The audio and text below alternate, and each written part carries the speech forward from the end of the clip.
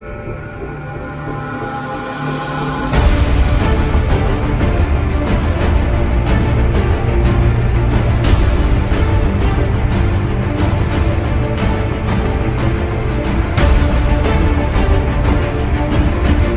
الله الرحمن الرحيم. اهلا وسهلا اصدقائي الاعزاء في قناتي محمود المصري للصيانه الكهربائيه. النهارده ان شاء الله هيكون معانا تاسيس مكتبه هتشوفوها، هي معموله من الجبسن بورد، وهتشوفوا طريقه تاسيسها كاناره، وان شاء الله كشغل الحجر اللي هيكون في المكتبه. زي ما انتم شايفين معايا، ده منظر المكتبه بتاعتنا بالشكل دهوت. هيكون فوق في السبوتات، احنا رامين الاسلاك بتاعتها.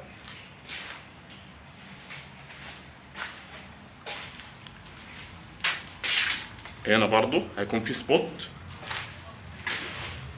وهنا سبوت. يلا نشوفها بعد الانتهاء هيكون شكلها عامل ازاي معانا. هي لسه تحت التأسيس، ورجعنا لكم تاني بعد الانتهاء من تركيب الاسبوتات. زي ما انتم شايفين، حطينا سبوت تحت هنا، عملنا بيت النور، حطينا سبوت هنا. زي ما احنا شايفين المكتبة اهي. هنسمي ده بسم الله. ده كده بيت النور، السبوتات بالشكل ده.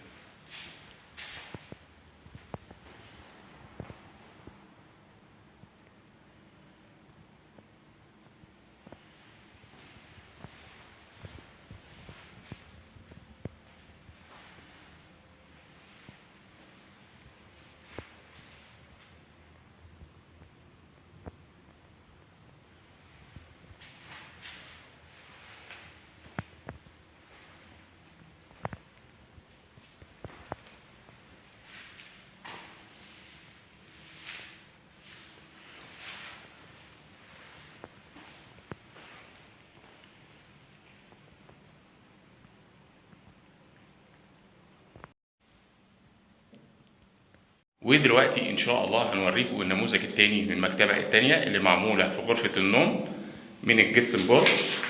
هوريكم الشكل بتاعها والاضاءة، احنا ركبناها الحمد لله، وهوريكم شكل الاضاءة في الغرفة بعد الانتهاء هيكون شكلها ايه. يلا بينا. زي ما انتم شايفين معانا دلوقتي النموذج التاني من المكتبة بتاعت غرفة النوم بالشكل دهوت. طبعا احنا اسسنا اسلكنا وحطينا الاضاءة بتاعتنا والسبوتات، وهنوريكم ان شاء الله الشكل هيبقى عامل ازاي بعد الفينش.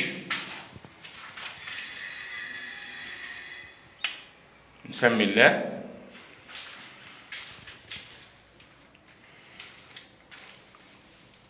انا حاطط السبوتات من تحت، وهنا برضو هنقرب شوية.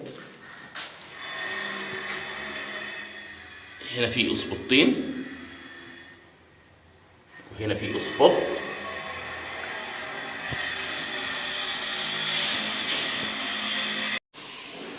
ده شكل المكتبة بعد الفينش.